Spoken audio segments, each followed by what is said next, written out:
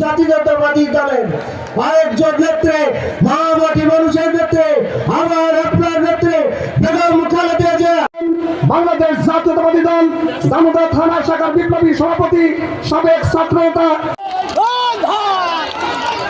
আমার ভাইরাম, আমি বলতে চাই, আমি শেষ করব।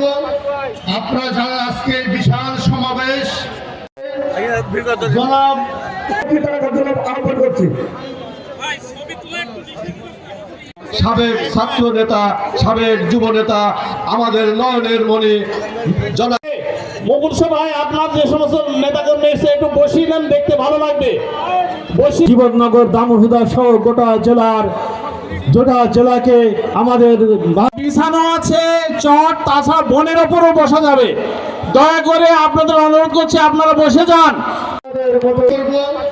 আপনারা যারা আজকে বিশাল সমাবেশ জাতীয়তাবাদী দলের আরেকজন নেত্রী মামাটি মানুষের নেত্রী আমার আপনার নেত্রী বেগম খালেদা। নির্বাচনের ঘন্টা বেজে গেছে। আগামী ফেব্রুয়ারির প্রথমার্ধে নির্বাচন হবে বলে আমরা আশা করছি। আজ কিংবা আগামীকাল নির্বাচনী তফসিল ঘোষণা হবে।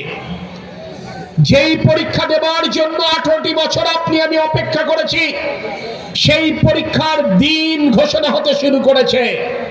প্রশ্ন হচ্ছে, সেই পরীক্ষার প্রস্তুতি আমরা কে কতটুকু গ্রহণ করেছি।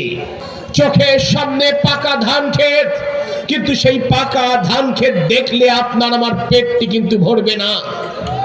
ধান কেটে মাড়াই করে গোলায় নিয়ে এসে তারপরে ভাত রান্না করে খেলেই কিন্তু পেটটা ভরবে।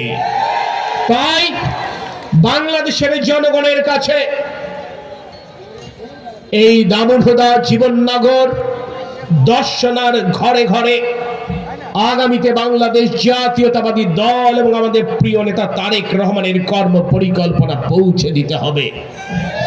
পারলে দেশের মানুষ কি কি সুযোগ সুবিধা পাবে সেটার কথা উনি শুনেছেন, উনি বলেছেন, আপনারা শুনেছেন। একই কথা এই ছোট ছোট পথসভায় আমরা বলার চেষ্টা বলেছি। ভাইরা এবং মায়েরা, বোনেরা, আপনারা জানেন একটি জাতীয় নির্বাচনে দুইটি বিষয় থাকে। একটা হচ্ছে জাতীয় সমস্যা এবং সেই সমস্যার আলোকে জাতীয় উন্নয়নের পরিকল্পনা, আর দ্বিতীয়টি থাকে